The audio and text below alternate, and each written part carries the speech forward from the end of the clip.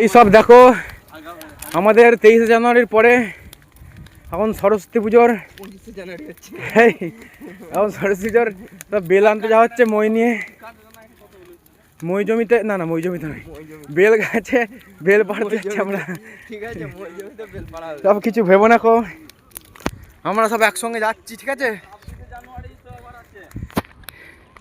তো এক একজনের হাতে সব কাটার নিয়ে যাচ্ছে বেল কাটার জন্য। আমের বকুল লাগে তো। তো বেল গাছের গোড়ায় পৌঁছে গেছি, বেল ধরেছে। সরস্বতী পুজোর জন্য বেল পারবো আমরা, ঠিক আছে?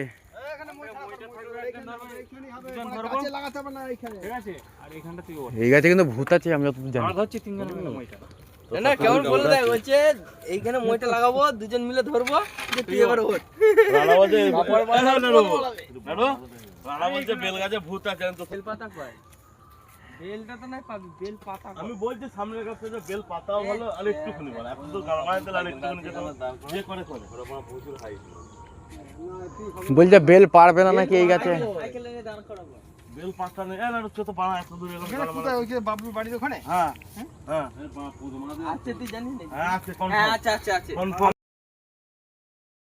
তো এই গাছে বেল পাড়া হলো না খো, আমাদের এই গাছে বেল ছোট ছোট বলে পারলো না খো। আমি একটা কথা বলি শোনো, আমরা বড় জায়গায় যাচ্ছি বেল পাড়তে। আবজেরু বাগানে আমার দিকে ঘুরে একটা বেল গাছ ছিল না ছোট। এই কোনদিন ব্লগ করেছিস? বল। আমি তো ব্লগ করেছি। ক্লাবের সামনে, ওদের ক্লাবের সামনে বড় বেল গাছের গাছ।